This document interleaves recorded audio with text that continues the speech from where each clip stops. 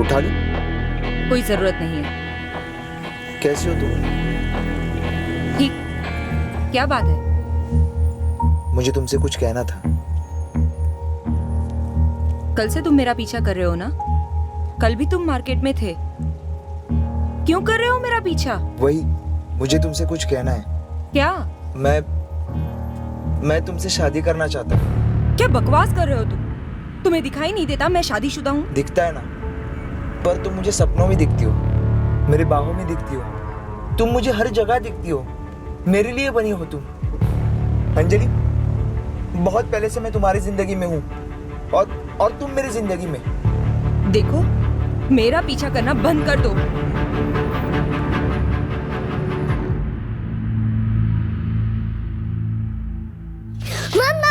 मम्मा देखो मैंने ड्राइंग बनाई, कैसी है? मम्मा मेरे लिए नूडल्स लाए। मम्मा नूडल्स। अंजलि, मुझे उस मनीष यादव के बारे में बताने में झिझक रही थी। मुझे उससे वो बात निकलवानी पड़ी थी। क्या हुआ निखिल? कल क्या है पूजा की क्लास में? क्या है? उसकी क्लास का स्पोर्ट्स डे है। अच्छा, बताया नहीं उसने मुझे। अरे बताया तो था 4 बार डिनर पर, तुमने सुना ही नहीं। कहाँ खोई रहती हो? कहीं नहीं। अंजलि, तुमने पूजा और राजू के स्कूल का एक भी इवेंट मिस नहीं करती हो। ध्यान से ही निकल गया निखिल। ध्यान से नहीं निकला है, तुम लॉस्ट हो, परेशान लग रही हो। अंजलि, क्या बात? कुछ टेंशन है? मुझे नहीं बताओगी? निखिल, इस उम्र में अगर कोई तुमसे वाहियात बात करे तो कैसा लगेगा? किसने क्या कहा है तुमसे? तुम्हें लगेगा कि कहीं तुम्हें कोई खोट तो नहीं है, तुमने कुछ गलत कहा तो नहीं, गलत पहना तो नहीं। अरे पर हुआ क्या है? निखिल, वो 3 दिन से मेरा पीछा कर रहा है।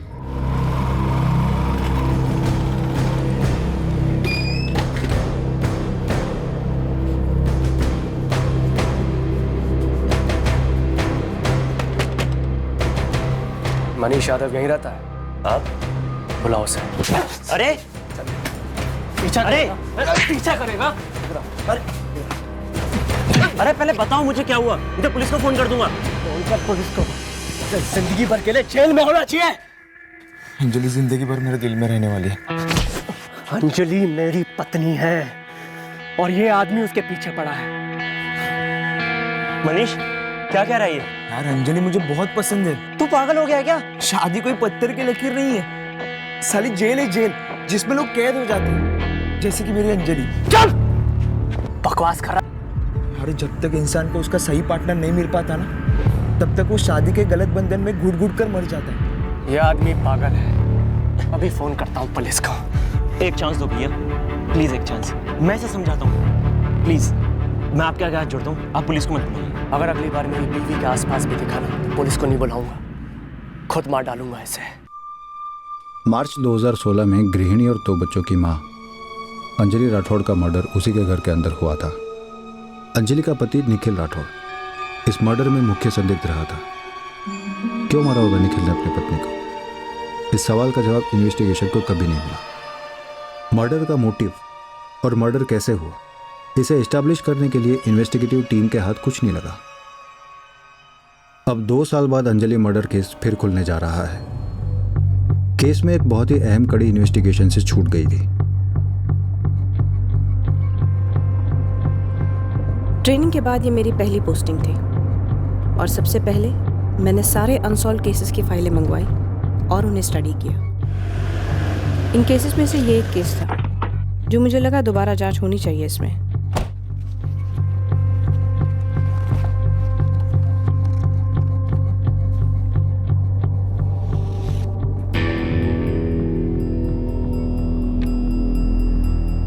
उस दिन ऑफिस में काफ़ी सप्लाईज पेंडिंग थी, बहुत काम था, तो मुझे डबल शिफ्ट करने को कहा गया था, इसीलिए मुझे घर से जल्दी निकलना पड़ा। मैं सुबह 6:30 बजे नाश्ता कर रहा था, अंजलि बच्चों के लिए टिफ़िन तैयार कर रही थी। एग्जैक्ट टाइम तो याद नहीं, पर शायद 6:35 हुए होंगे जब मैं घर से निकला राजू और पूजा को लेकर उन्हें स्कूल बस तक छोड़ने के लिए। उनकी बस रोज़ की तरह 6:45 को आ गई मैं वापस घर लौटा तो अंजलि दरवाजे पर ही मेरा टिफ़िन लेकर खड़ी थी। मैंने उससे टिफ़िन लिया, अपनी बाइक निकाली, उसे बाय बोला और ऑफिस के लिए निकल लिया। जब मैं जा रहा था तो मैं अंजलि को आखिरी बार जिंदा देख रहा था।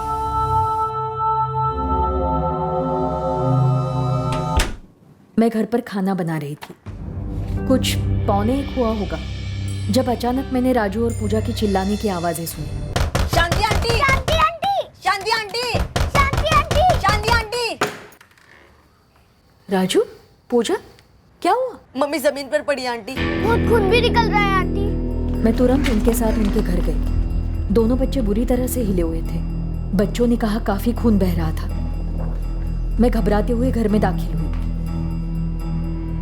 अंजलि बेडरूम में पड़ी हुई थी। लग नहीं रहा था कि जिंदा है। दिख रहा था उस पे वार हुए, काफी खून भी बहा था।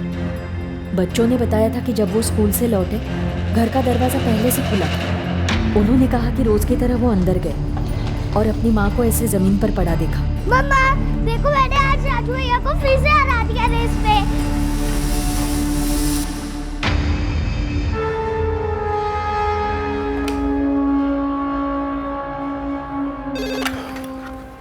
इंस्पेक्टर श्रीवास्तव। इंस्पेक्टर, मैं संध्या सिंह बोल रही हूँ। जय हिंद मैडम। श्रीवास्तव, मैं पिछले 2-3 दिन से अंजलि मर्डर की स्टडी कर रही हूँ। जी मैडम, वो मेरा ही केस था 2 साल पहले। कल्प्रिट अभी तक पकड़े नहीं गए हैं। जी मैडम, वो केस अभी तक सॉल्व नहीं हुआ है। हमने 1 साल पहले फाइल दोबारा से खोली भी थी, लेकिन फिर वही डेड एंड। श्रीवास्तव, मुझे लगता है कि एक बहुत इंपॉर्टेंट एस्पेक्ट शायद इस केस में छूट गया है। बच्चों की स्टेटमेंट ली गई थी? जी बिल्कुल ली गई थी। उन्होंने ही तो सबसे पहले अंजलि राठौड़ की डेड बॉडी देखी थी, अपनी माँ की डेड बॉडी। दरवाजा पहले से ही खुला था दीदी। बेटा, जब तुम लोग स्कूल बस से उतरे तब तुमने घर से निकलते हुए किसी को देखा था या कॉलोनी में किसी को आसपास देखा हो? नहीं, हम तो रोज की तरह रेस लगाते हुए आए।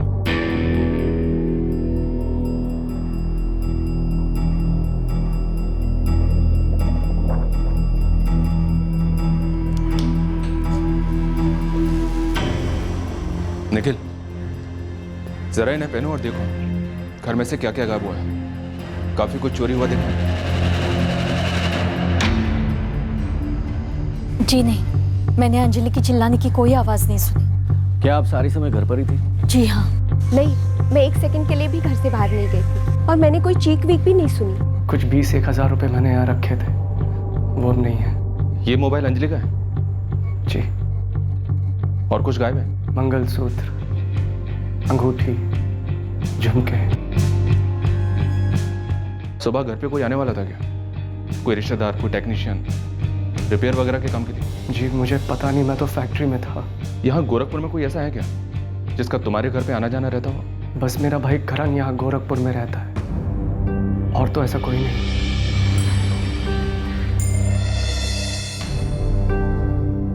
निखिल भैया, ये सब कैसे? पता नहीं कैसे हो गया ये सब। सुबह अंजलि से मिलके निकला था और अब मम्मी पापा को फोन किया भैया? निकले कुशीनगर से। स्टैबिंग किससे हुई होगी? किचन के चाकू से? चाकू था, बट फिलहाल ये कह नहीं सकते कि कौन सा था। पूरा घर तहस नहस कर रख दिया हमलावर ने, लेकिन घर में जबरदस्ती एंट्री नहीं थी। ड्राइंग रूम में सब कुछ बिखरा पड़ा था, लेकिन ऐसा कोई एविडेंस नहीं था कि अंजलि ने हमलावर को पानी या चाय ऑफर की थी। इसलिए थोड़ा डाउट है कि क्या खूनी पहचान वाला था या नहीं। तो फिर बॉडी बेडरूम में कैसे पाई गई थी? और अगर हमलावर अनजान था तो फिर अंजलि के दरवाजा खोलते ही उसे मार डालता, और अगर अजनबी था तो फिर अंदर लाने के बाद उसे बेडरूम में क्यों ले गई? अंजलि का फोन चेक किया सर, ऐसा कोई भी कॉल आया या गया नहीं जो हिंट देता हो कि सुबह कोई आने वाला था। बिना फोन किए आया होगा शायद, और ऐसा लगता नहीं कि कोई राह चलता क्रिमिनल था। घर में घुसा, लूटा, मर्डर किया और भाग निकला। जो भी आया होगा कुछ तो बातें हुई होंगी, जिसके बाद अंजलि बेडरूम में गई होगी और कल्प्रिट ने अटैक किया होगा। अंजलि की बॉडी बेडरूम के दरवाजे के पास पड़ी थी, जमीन पर। मतलब इस बात के पूरे चांसेस हैं कि अटैक बेडरूम में घुसते ही हुआ होगा। एक और बात है, बिस्तर पर कोई सिलवटें नहीं थी। निखिल का कहना है कि रोजमर्रा वाला ही दिन था, डबल शिफ्ट करके अगले दिन घर लौटने वाला था। क्या इसमें कुछ है?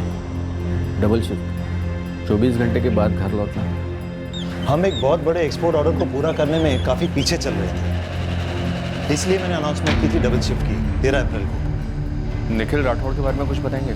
6 साल से काम कर रहा है, काफ़ी अच्छा वर्कर है, very hard working, dedicated and honest. घर में कोई परेशानी? शादीशुदा जिंदगी में कुछ ठीक ना चल रहा हूँ? पर्सनल लाइफ में मैंने कभी दखल दिया नहीं, लेकिन लंबे अरसे से जब कोई साथ काम करता है, उस आदमी का बेसिक नेचर, उसके घर का माहौल, सबका मोटा मोटा अंदाजा तो लग ही जाता है। लेकिन निखिल की लाइफ में ऐसा कोई टेंशन दिख नहीं रहा था। सर मुझे नहीं पता कौन पहचान वाला आया था या आने वाला था। किसी ने मुझे फोन करके तो नहीं बताया था, और अगर कोई आया भी हो तो वो मारने वाला हो, ये मेरी समझ के बिल्कुल बाहर है सर। कभी कुछ था नहीं? कोई भी अनबन नहीं थी तुम्हारे और अंजलि के बीच?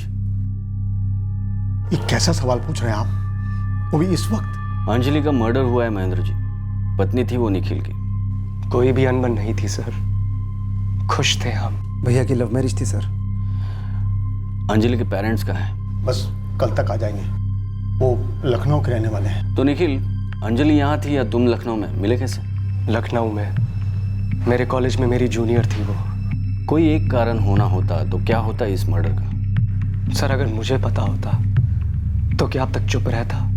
उस घर से कभी बर्तन गिरने की आवाज़ नहीं आई, ना ही अंजलि कभी बच्चों पर चिल्लाती थी। लेकिन हाँ, सख्त माँ थी। बच्चों पर ना सही पति पर चिल्लाती हूँ, और पति निखिल उस पर। इतने सालों में दोनों के बीच में कोई झगड़ा नहीं। 5 साल से हमने तो नहीं सुना, जब से हम यहाँ रह रहे हैं। सही कह रही है शांति जी, मैं तो 9 साल से हूँ, पूजा मेरे सामने ही पैदा हुई। चलिए वो सब एक तरफ। शांति जी, दिव्या जी, उस दिन अंजलि चिल्लाई ही नहीं, उस पर छुरे से वार हुए थे। हमें भी यही अजीब लग रहा है, कैसे हो सकता है ये? माँ बाप सास ससुर के अलावा कोई और रिश्तेदार घर में आते थे? निखिल का कोई यार दोस्त या अंजलि का कोई दोस्त? ऐसे जासूसों की तरह कौन नजर रखता है मैडम? मैंने तो बस दोनों के माँ बाप और भाइयों को आते देखा है। अंजलि के 2 भाई हैं, दोनों उससे छोटे हैं।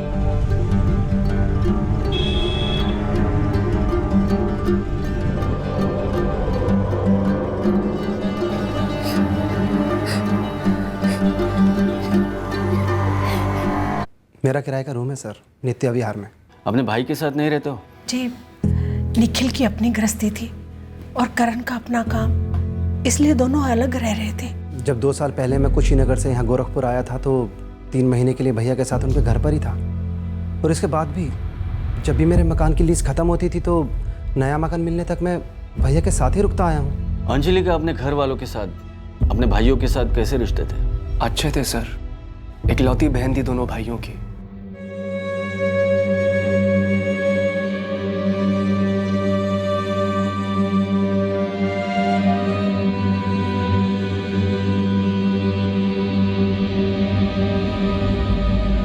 भाभी की अस्थियां भी ठंडी भी नहीं हुई, भैया टूट चुके हैं, बच्चों का रो रो के बुरा हाल है, और आप सर कभी भाभी के अफेयर के बारे में पूछ रहे हैं, कभी भैया के अफेयर के बारे में पूछ रहे हैं। अफेयर्स के बारे में नहीं पूछता, अभी सीधा सवाल पूछता हूं, अंजलि का मर्डर किसने किया? करण। सर ये मैं कैसे बता सकता हूं? तो फिर सवाल कैसे करने हैं और क्यों करने हैं, ये तुम हम पर छोड़ दोगे?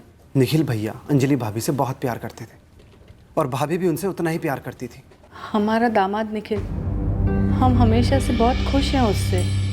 हमारी बेटी अंजलि भी बहुत खुश थी उससे। ये अंजलि खुद सामने से कहती थी या आपने अनुमान लगाया था? मैं अपनी बेटी की शक्ल देखकर ही जान लेता था, उसे कुछ अलग से कहने की जरूरत नहीं थी। सर 2 प्यारे बच्चे थे उसके, निखिल का काम भी बहुत अच्छा चल रहा था, बिल्कुल हंसता खेलता परिवार था। पूरे 13 साल हो गए थे दीदी की शादी को, लेकिन मैंने कभी दीदी की आंखें नम नहीं देखी, कभी चेहरा लटका तक नहीं देखा उनका। और जो सवाल आप हमसे पूछ रहे हैं उसका जवाब ना है। हमें निखिल जीजा जी पर कोई शक नहीं है। कुल मिलाकर 1.25 लाख की वैल्यू की चोरी हुई है विशाल और कृष्णा, और तुम्हारी दीदी को बेडरूम में मारा। कातिल घंटी बजाकर घर में घुसा और तुम्हारी दीदी चिल्लाई तक नहीं। मैम हमारे परिवार में पहली बार इतना भयंकर कुछ हुआ है, हम झेल भी नहीं पा रहे, और ऐसी कंडीशन में आप हमसे क्या उगलवाने की कोशिश कर रहे हैं? क्या चाहती हैं कि हम बिना मतलब के जीजा जी का नाम ले लें? सर आपने पहले भैया पर शक किया और अब मुझ पर भी। मैंने सीधा सवाल पूछा तुमसे, कहाँ थे तुम? जॉब के लिए इंटरव्यू देने गया था। मैंने पिछले महीने जॉब छोड़ी है, इसलिए इंटरव्यूज दे रहा हूँ अलग अलग जगह पर। कहाँ था इंटरव्यू? केसी एसोसिएट्स, गोरखपुर की एक बड़ी सीए फर्म्स में से एक है। कब हुआ? 10 बजे से उन्होंने वॉक इन इंटरव्यू रखा था। तो तुम कितने बजे वॉक इन हुए? इंटरव्यू कब तक चला और तुम वहाँ से कब निकले? सर मैं 10 बजे वॉक इन हुआ, 2:30 बजे मैं वहाँ से निकला। पास के एक रेस्टोरेंट में जाके मैं लंच कर रहा था जब निखिल भैया का मुझे फ़ोन आया कि घर में ऐसा कुछ हुआ है। 10 से 2.5 4.5 घंटे का interview? Sir walk in interview था, मैं 10 बजे वॉक इन हुआ और मेरे जैसे 1 दर्जन कैंडिडेट थे वहाँ पर। मेरा नंबर 2:05 पे आया। सर ऐसे क्या देख रहे हैं आप? नहीं, कुछ नहीं। तुम अपने नए किराए के मकान में 1 हफ्ते पहले शिफ्ट हुए थे, ऐसा तुमने हमें बताया। जी, 10 मार्च को मेरे पुराने वाले घर की लीज खत्म हुई थी। एक्सटेंशन दे नहीं रहा था मकान मालिक, तो मैं भैया के पास आकर रहने लगा। और जैसे ही मुझे मेरा नया घर मिल गया तो 7 अप्रैल को मैं अपने नए घर में शिफ्ट हो गया। महेंद्र और योगिता निखिल के असली माँ बाप नहीं है? महेंद्र ने गोद लिया है निखिल को। इसमें इतनी चौंकने वाली क्या बात है? निखिल ने हमें ये बात बताई ही नहीं। उसने कहा वो उसके माँ बाप है, तो इसका मतलब करण उसका सगा भाई नहीं है। जब मैंने ही अपने आप को कभी सौतेला नहीं माना तो आपको क्यों बोलता? ये बात हमें पहले क्यों नहीं बताई? सर आप इस सब में क्या ढूंढ रहे हैं? तुम्हारे बीवी के हत्यारे को, उस छुपे कारण को ढूंढ रहे हैं जिसकी वजह से यह मर्डर हुआ। और कोई बात जो हमसे छुपाई जाती है हम उस पर शक करते ही करते हैं निखिल। पत्नी मरी है मेरी सर, मेरे बच्चों ने अपनी माँ खोई है। हमें सिर्फ उस कातिल के पकड़े जाने से मतलब है, और आप हैं कि अपने बेमतलब के सवालों से हमारा दर्द और बढ़ाते जा रहे हैं। कुछ समझते हैं आप? इस दर्द से गुजर रहे हैं हम इस वक्त। पिछले 4 दिनों में निखिल हमने इलाके के 23 छटे हुए हिस्ट्री शीटर्स को तोड़ा है, और इस वक्त और 4 से सख्त पूछताछ हो रही है। और हमारा शक और भी बढ़ते जा रहा है कि ये मर्डर किसी हिस्ट्री शीटर ने नहीं किया है। हत्यारा घर का है निखिल, और तुम हमें घर में झांकने ही नहीं दे रहे हो। कह रहे हो ना तुम्हारा अफेयर है ना अंजलि का था। क्योंकि नहीं था। हमारा अफेयर एक दूसरे के साथ था, गहरा प्यार था। फिर कौन? ये कौन जो है, ये कोई ऐसा है जिसे अंजलि ने घर में आने दिया, पर उस पर अंजलि को रत्ती भर का भी शक नहीं था कि वो उस पर जानलेवा हमला करेगा। भरोसा था उस पर जो उसने तोड़ा। निखिल ने हमें सामने से नहीं बताया कि महेंद्र और योगिता उसके माँ बाप नहीं, बल्कि उसे गोद लिया गया था, और करण उसका सगा भाई नहीं था। ये बात हमें खटक रही थी। हमने करण के बारे में भी छानबीन की। यस सर, 14 अप्रैल को हमने वॉक इन इंटरव्यूज रखे थे, सुबह 10 से शाम 4:30 तक।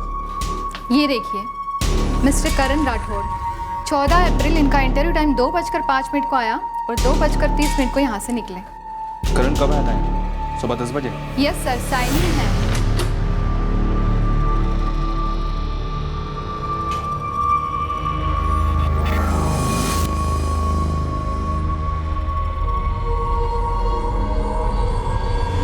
सर ये उसकी भाभी के मर्डर का मामला है, राइट? राइट। दरअसल करण सेलेक्ट हुआ इस जॉब के लिए। उसने मुझसे रिक्वेस्ट की कि उसे 1 हफ्ते का टाइम चाहिए। इंटरव्यू के दौरान उसका बिहेवियर कैसा था? Nervous, disturbed? नहीं सर, अगर ऐसा होता तो मुझसे सेलेक्ट ही नहीं करते। इनफैक्ट करण ने पूरे कॉन्फिडेंस के साथ जवाब दिए थे, और सही जवाब दिए थे। फैमिली ने हमसे एक और बहुत बड़ी बात छुपाई थी। एक अनबन जो लखनऊ में छुपी बैठी थी। अंजलि के सबसे छोटे भाई कृष्णा को आ रहे हाथों लीजिए साहब, सारे रिपोर्ट्स निकलवाई है। जमीन का माजरा है इनके बीच। पर क्या कृष्णा ने अंजलि को मरवाया? ये तो पता नहीं साहब, लेकिन लखनऊ का हमका एक पड़ोसी बोला कि अंजलि कृष्णा के रास्ते में आ रही थी। कृष्णा एक बिजनेस शुरू करना चाह रहा था उनके एक जमीन को बेचकर। अब ये बहुत हो रहा है। अब आप हमारी फैमिली में कातिल ढूंढ रहे हैं। मेरा सवाल सिर्फ ये है कि अंजलि और कृष्णा के बीच जमीन को लेकर कोई रंजिश थी? मेहरबानी करके रंजिश वंजिश की बात मत कीजिए। हाँ, एक मुद्दे को लेकर मतभेद था। और ये मतभेद मेरे और कृष्णा के बीच भी था। मैं भी जमीन बेचने के खिलाफ था। अरे दीदी, पापा भी अग्री है। मैं आपका और विशाल का 1 पैसा टच नहीं करूंगा। आपका हिस्सा आपका ही होगा। कृष्णा, तुम समझ नहीं रहे हो मेरी बात। मुझे शक नहीं है कि तुम हमारा हिस्सा हमें नहीं दोगे। मेरी आपत्ति सिर्फ जमीन अभी बेचने से। वही तो मैं भी कह रहा हूँ। और 1 साल में हमारी जमीन की कीमत क्या हो जाएगी? पर मेरे बिजनेस का मौका तो अभी है ना। एक बार हाथ से गया तो अगले साल नहीं आएगा, और अगले साल तो दूर की बात, फिर कभी नहीं आएगा। तो क्या करें? मैं तो ना कह रही हूँ बेचने के लिए। ठीक है तो मत बेचिए। बस आप और विशाल मुझे लोन दे दीजिए मेरे बिजनेस के लिए, और अगले साल जब आप उस जमीन को 2 गुनी कीमत पर बेचोगे तो अपने अपने लोन का पैसा काट लेना मेरे हिस्से में से। कृष्णा, गलत बात। ये तो तुम सर पे बैठकर अपनी मर्जी चला रहे हो भाई। दीदी, ये बात मैं भी बोल सकता हूँ कि तुम दोनों मिलकर मेरे बिजनेस प्लान को नाकाम कर रहे हो, साजिश कर रहे हो मेरे खिलाफ। ठीक है, लेकिन इन्हें करने दो जो ये करना चाहते हैं। मैं भी वही करूंगा जो मेरे लिए सही है। फिर मुझे मत कहना। सर, वो कोई धमकी नहीं थी। मेरा मतलब था मार्केट से लोन उठाना, ज्यादा इंटरेस्ट पर। लेकिन मैं कोई मर्डर वर्डर की नहीं सोच रहा था। ये तो तुम अब कह रहे हो, जबकि तुम्हारी दीदी का मर्डर हो चुका है। सर मेरी अपनी दीदी थी, अपनी दीदी। उनको मारने से पहले मैं खुद मर जाता। प्लीज सर, प्लीज, ये कोई इनसाइड जॉब नहीं है जैसा कि आप सोच रहे हैं। मैं जानता हूं कि आप लोगों को फ्रस्ट्रेशन के कातिल नहीं मिल पा रहा, मगर इसका मतलब ये तो नहीं होगा ना कि उसकी फ्रस्ट्रेशन आप मेरे फैमिली मेंबर्स पे निकालेंगे। कृष्णा थोड़ा गर्म दिमाग का है, लेकिन मैं अपने भाई को बहुत अच्छी तरह जानता हूँ सर। सबसे ज्यादा लाड तो अंजलि ने किया है कृष्णा को, सबसे छोटा जो है। और सर आपको ये भी बता दूं कि मेरी दीदी खुद मेरे लिए लोन का इंतजाम कर रही थी। और वैसे भी विशाल भी तो जमीन बेचने के खिलाफ था ना, तो इसका मतलब अगला नंबर उसका होता। ऐसा होना भी कोई नई बात नहीं है। सर आप कातिल ढूंढ रहे हैं या बकरा?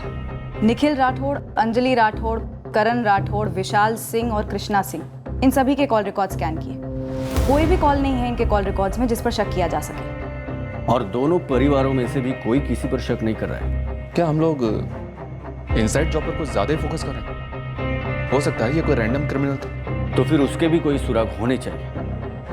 हमने कितने हिस्ट्री शीटर्स को तोड़ा है, पूरे यूपी के जोरियों को खंगाला, मगर हाथ कुछ नहीं लगा। और ये अगर राह चलता क्रिमिनल होता शायद गोरखपुर के बाहर का, तो फिर वो यही हाउसिंग कॉलोनी की इसी एक घर की डोरबेल क्यों बजाता?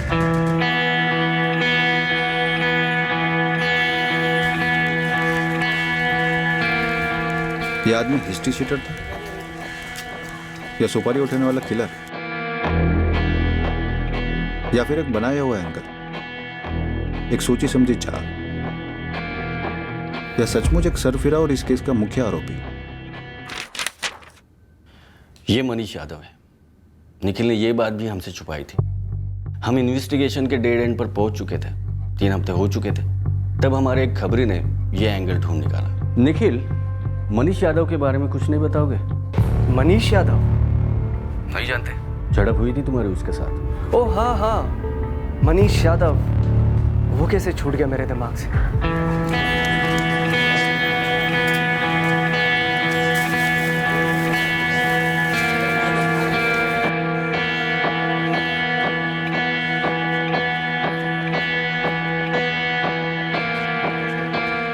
उठा लूं? कोई जरूरत नहीं है। कैसे हो तुम? ठीक, क्या बात है? मुझे तुमसे कुछ कहना था। कल से तुम मेरा पीछा कर रहे हो ना? कल भी तुम मार्केट में थे, क्यों कर रहे हो मेरा पीछा? वही, मुझे तुमसे कुछ कहना है। क्या? मैं तुमसे शादी करना चाहता हूँ। क्या बकवास कर रहे हो तुम? तुम्हें दिखाई नहीं देता मैं शादीशुदा हूँ? दिखता है ना, पर तुम मुझे सपनों में दिखती हो, मेरे बाहों में दिखती हो, तुम मुझे हर जगह दिखती हो, मेरे लिए बनी हो तुम। अंजलि, बहुत पहले से मैं तुम्हारी जिंदगी में हूँ और तुम मेरी जिंदगी में। देखो, मेरा पीछा करना बंद कर दो।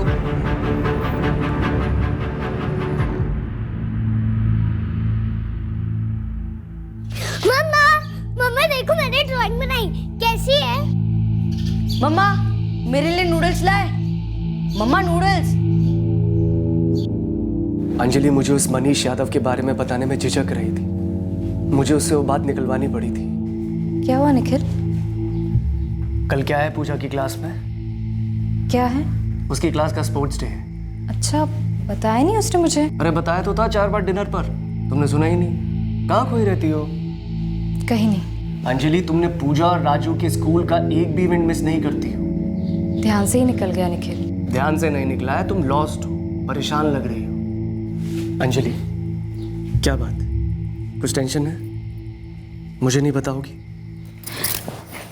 निखिल, इस उम्र में अगर कोई तुमसे वाहियात बात करे तो कैसा लगेगा? किसने क्या कहा है तुमसे? तुम्हें लगेगा कि कहीं तुम्हें कोई खोट तो नहीं है, तुमने कुछ गलत कहा तो नहीं, गलत पहना तो नहीं। अरे पर हुआ क्या है? निखिल, वो 3 दिन से मेरा पीछा कर रहा है।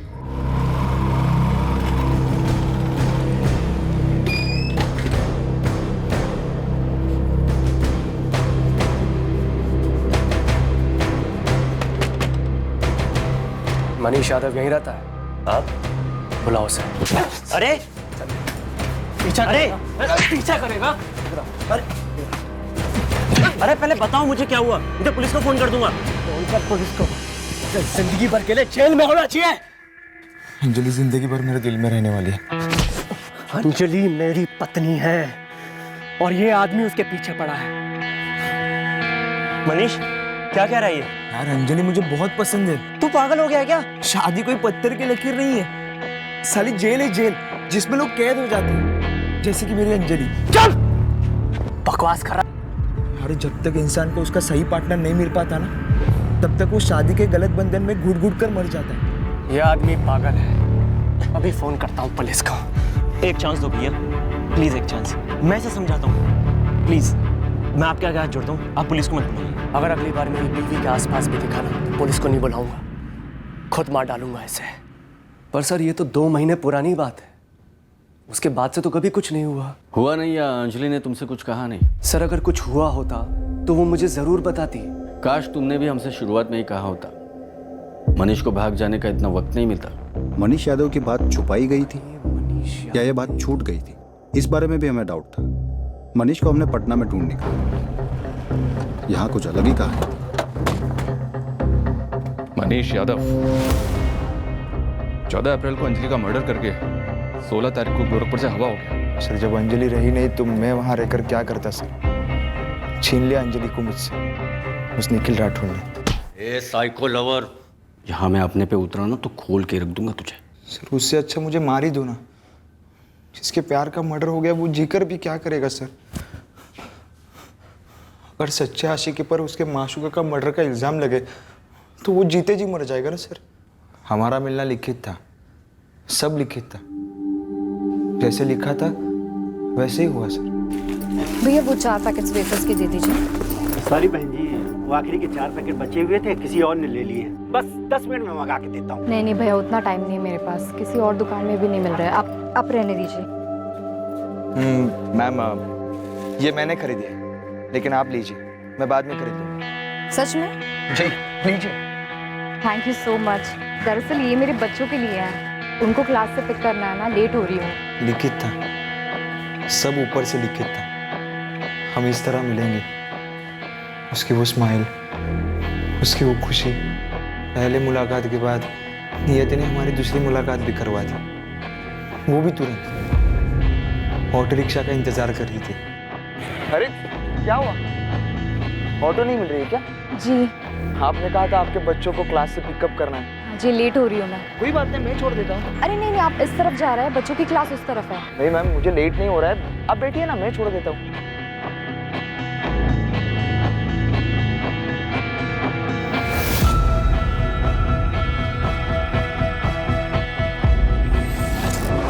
सर आपके साथ कभी ऐसा हुआ है, मतलब आपके सामने आपका प्यार आया हो, आपके पास बैठा हो, बहुत करीब? हाँ हुआ ना, अभी अभी हुआ, जब तू हाथ लगा और मर्डर केस क्लोज करने का टाइम आ गया। साले साइको, फिर तूने उसका घर पता किया, रोज टॉक करता रहा, प्रपोज किया उसको, ये जानते हुए भी कि वो शादीशुदा है। सर मैंने उसके पति को भी कहा, आपको भी कहता हूँ, जब तक जिसको अपना तय हुआ जीवन साथी नहीं मिलता तब तक वो गलत बंधन में बंधा रहता है। क्यों मारा? मैंने उसे नहीं मारा सर, मैंने जब अखबार में पढ़ा तो मैं तुरंत जान गया। नियति ने अंजलि को भी एहसास दिलाया कि वो सिर्फ मेरी है, और ये बात वो उस निखिल राठौड़ को बर्दाश्त नहीं हुई। सर उसने खून कर दिया उसको, मेरी जिंदगी छीन ली। सर वो खूनी है, 2 खून किए उसने, एक मेरे अंजलि का और एक मेरा। हमने मनीष से सख्त तरीकों से पूछताछ की, लेकिन वो साइको है, मना करता रहा। हमने उसके फ़ोन लोकेशंस भी मैच किए, लेकिन अंजलि के घर के आसपास कहीं नहीं था वो। और ऑब्वियसली अंजलि तो उससे नफरत करती थी, तो वो मनीष के लिए दरवाज़ा क्यों खोलती और क्यों उसे अंदर आने देती? एग्जैक्टली। फिर पिछले साल, मतलब अंजलि के मर्डर के 1 साल बाद, हमने एक गैंग को पकड़ा था जो घरों में घुसकर गहने वगैरह चुराते थे। इस दौरान मर्डर्स भी किए थे उन्होंने, छुरे से, उन्हें भी खंगाला, लेकिन अंजलि मर्डर केस से लिंक नहीं कर पाए। पति निखिल राठौड़?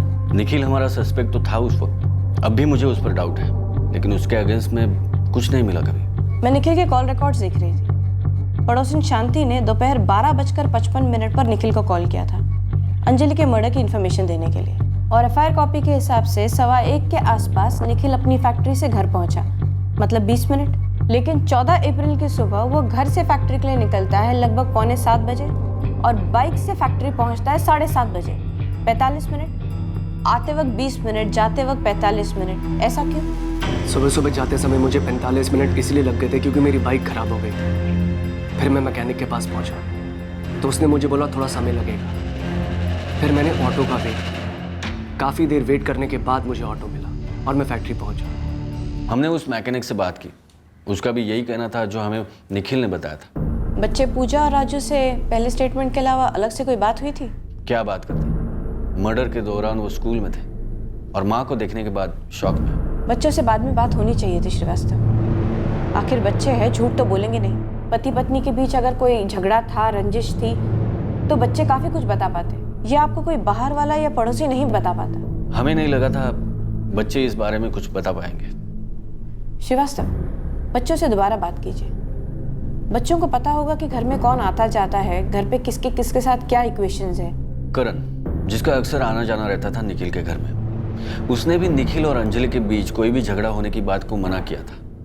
अंजलि ऐसी मालूम नहीं होती जो अपने निजी सेंसिटिव मामले अपने देवर के साथ डिस्कस करे। निखिल भी नहीं करता होगा। एज पर निखिल स्टेटमेंट, ये मनी स्टॉकर वाली बात भी अंजलि ने उसे काफी देर से बताई थी। जब निखिल ने देखा कि वो परेशान है, पूछा, तब बोली। शायद ऐसी कोई बात होगी जो अंजलि को परेशान कर रही हो और बच्चों ने नोटिस की हो।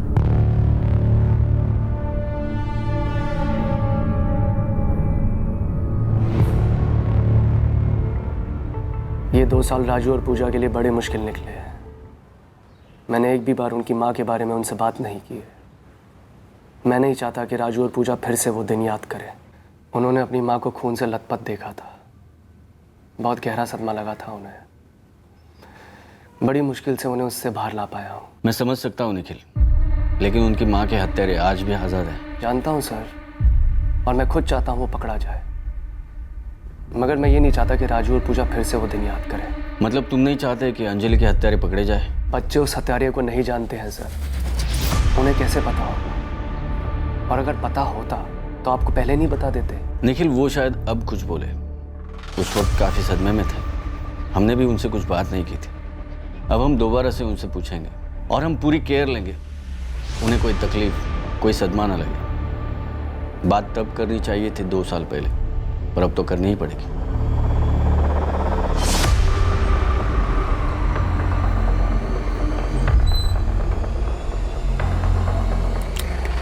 हमने ये प्रयोग बड़ी सावधानी से किया। हमारी टीम मेंबर तृप्ति पूजा और राजू की दोस्त बन गई।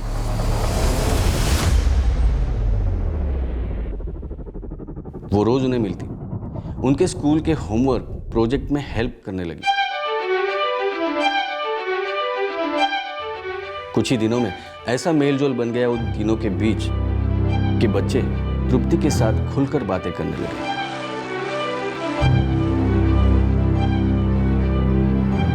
उस पर भरोसा करने लगे और अपने दिल की बातें भी बताने लगे।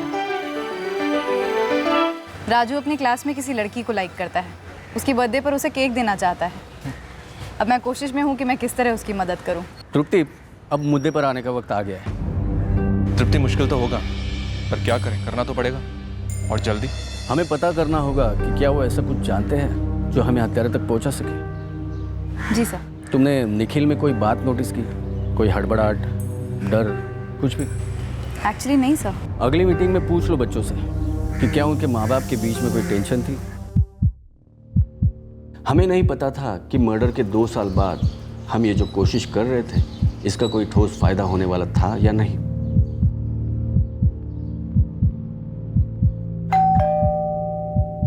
पर इस कोशिश ने वाकई में हमें 2 साल बाद इस केस में एक ब्रेक थ्रू दिया। सॉरी बेटा, मैं तुम लोगों से फिर से वही बात कर रही हूँ। इट्स ओके दीदी। एक्चुअली मैंने मम्मी पापा को कभी झगड़ते नहीं देखा। तुम्हारे पापा भी यही कहते हैं। बहुत प्यार था ना दोनों के बीच।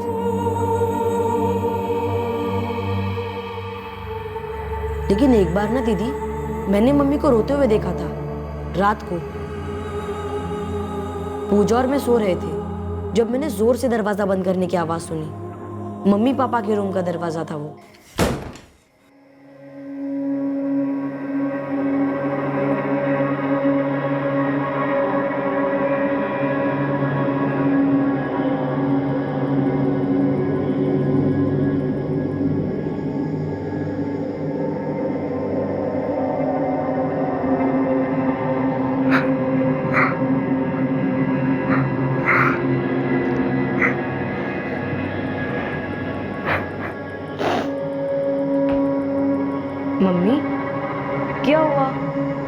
आपने दरवाजे इतनी जोर से क्यों बंद किया? कुछ नहीं बेटा, वो हवा से बंद हो गया होगा। तू जा, सो जा। आप रो क्यों रहे हो? कुछ नहीं बेटा, वो मुझे पापा की याद आ रही थी ना, इसीलिए आंसू आ गए। तुम जाओ, सो जाओ। तुम्हें लगा मम्मी झूठ बोल रही थी? याद करके बता सकते हो बेटा, ये कब की बात है? मम्मी की डेथ के कुछ दिन पहले, 5-6 दिन पहले, मे बी 7 दिन पहले।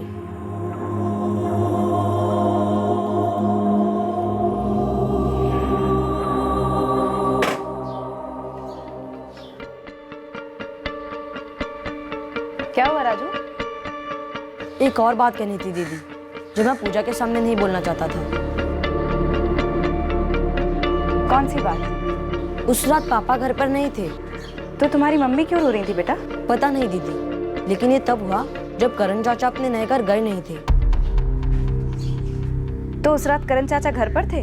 जी दीदी, जैसे ही मैं मम्मी के कमरे से अपने कमरे में लौट रहा था तो मैंने करण चाचा को देखा हॉल में, वो वहीं सोते थे।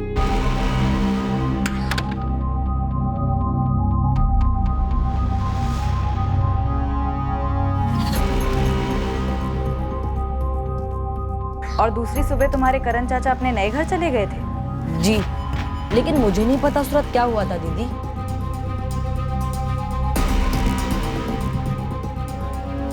मैडम आपने बिल्कुल सही लीड दी। क्या कहा बच्चों ने? आपने कल्प्रिट को पकड़ लिया? जी हाँ, 2 साल पहले उसे पकड़ लेना चाहिए था।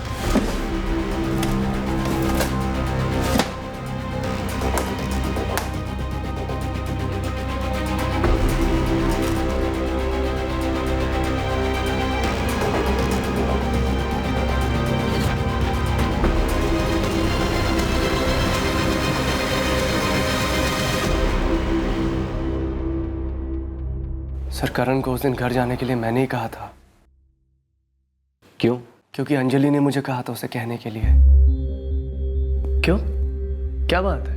वहाँ करण ने पैसे भी भर रखे हैं, ज़ाया जा रहे हैं। तुरंत पोजीशन लेनी चाहिए, आज ही लेने कहूँ? अरे पर आज ही क्यों? उसका अपना फ्लैट है, आराम से वहाँ सोए। यहाँ हमारे घर में ड्राइंग रूम में उसे सोना पड़ता है। आप बोलिए ना उसे, आज ही के आज शिफ्ट हो जाए। सर, मुझे लगा कि एक और मेंबर होने की वजह से शायद घर में खर्चा बढ़ रहा था, काम बढ़ रहा था, इसलिए अंजलि मुझे जोर दे रही थी। और मैं घर में कोई बखेड़ा खड़ा करना नहीं चाहता था, इसलिए मैंने करण को बोला तुम शिफ्ट हो जाओ। पर सर, अब ये क्या बोल रहे हैं? करण मेरे सगे भाई से बढ़कर है। अंजलि उसकी भाभी थी, उसका इतना लाड प्यार करती थी। गलत है सर ये? नहीं निखिल, करण के घर की तलाशी में हमें अंजलि के गहने मिले हैं। करण ने ही अंजलि का मर्डर किया है।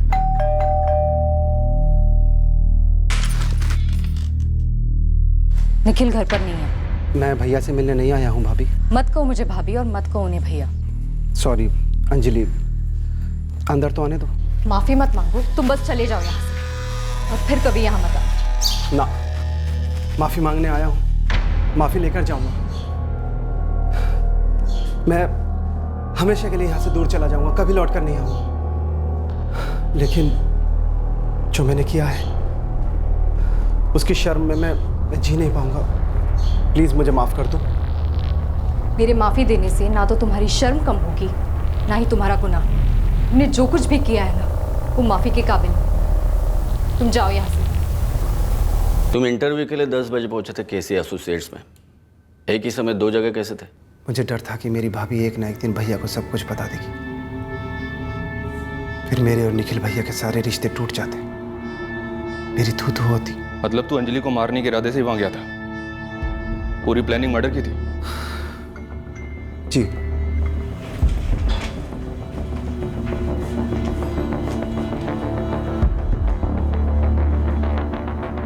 मैंने एक्स्ट्रा कपड़े और छुरा अपने साथ ले लिया था। मैंने अपना मोबाइल फ़ोन केसी एसोसिएट्स के ऑफिस में छुपा दिया था। मैं एक्स्ट्रा कपड़े अपने साथ लेकर गया था क्योंकि मुझे पता था उस पर ब्लड लगेगा। उसे बदलकर मैं केसी एसोसिएट से निकला। मुझे पता था वॉक इन इंटरव्यू है, मैं 4:30 बजे तक कभी भी लौट सकता था।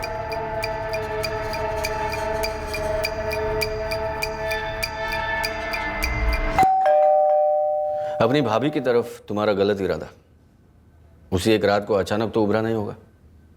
पहले भी कोशिशें की होगी तुमने। जवाब दो करण।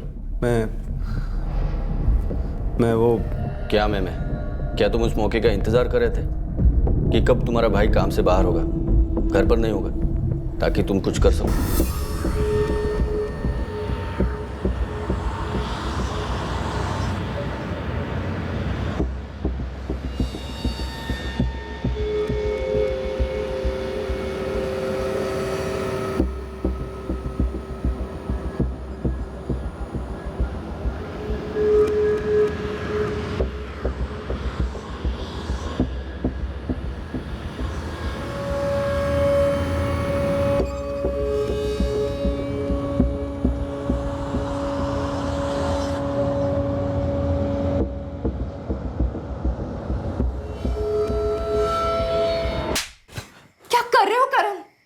वही भाभी जो आप एक अरसे से करना चाहती हैं। निकलो यहाँ से, अभी के अभी निकलो यहाँ से।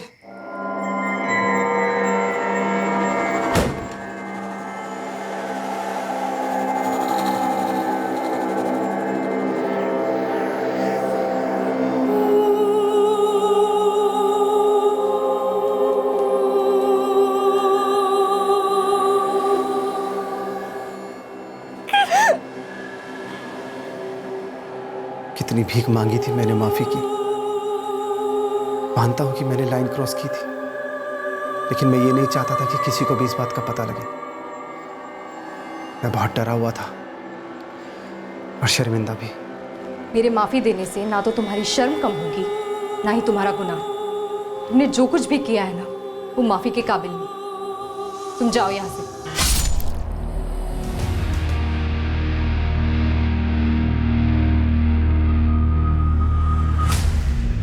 फिर मैं वहां से इंटरव्यू के लिए लौटा लगभग 1:30 बजे। और पूरे कॉन्फिडेंस से इंटरव्यू दिया, जॉब मिल भी गई। इतना शांत दिमाग, कैसे आदमी हो तुम?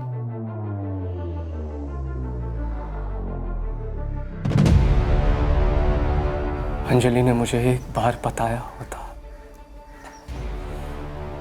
तो मैं करण को अपने घर से ही नहीं, अपनी जिंदगी से भी निकाल देता। 2 साल तक मैं ये सोचता रहा, कौन हो सकता है, किसने मारा है अंजलि को। लेकिन ये कभी नहीं सोचा था कि करण, मेरा भाई, मेरे सगे भाई से भी बढ़कर उसने। हम चूके मैडम, हमने करण वाला एंगल को डिटेल में टटोला नहीं। बहुत बड़ी मिस्टेक हुई हमसे। होता है श्रीवास्तव, एटलीस्ट अब ये केस अनसॉल्व नहीं रहेगा। जल्द से जल्द चार्जशीट फाइल कीजिए, अब ट्रायल में देरी नहीं होनी चाहिए। जी मैम। तृप्ति, तुम खुद जाकर बच्चों को दे आती, उनको अच्छा लगता है। नहीं सर, ऐसे ही ठीक है, उनके लिए भी और मेरे लिए भी। बाहरी दुनिया के खतरे से घर पर घात लगाए बैठा खतरा ज्यादा खतरनाक साबित हुआ। एक ऐसा खतरा जिसकी गंभीरता को अंजलि ने कभी भापा नहीं और जिसके होने की निखिल को भनक तक नहीं थी। खामोशी अक्सर ऐसे खतरों को हवा देती है, हिम्मत देती है। गलत करने वाला भले सबसे करीबी इंसान हो, उसे गलती का एहसास दिलाना जरूरी है।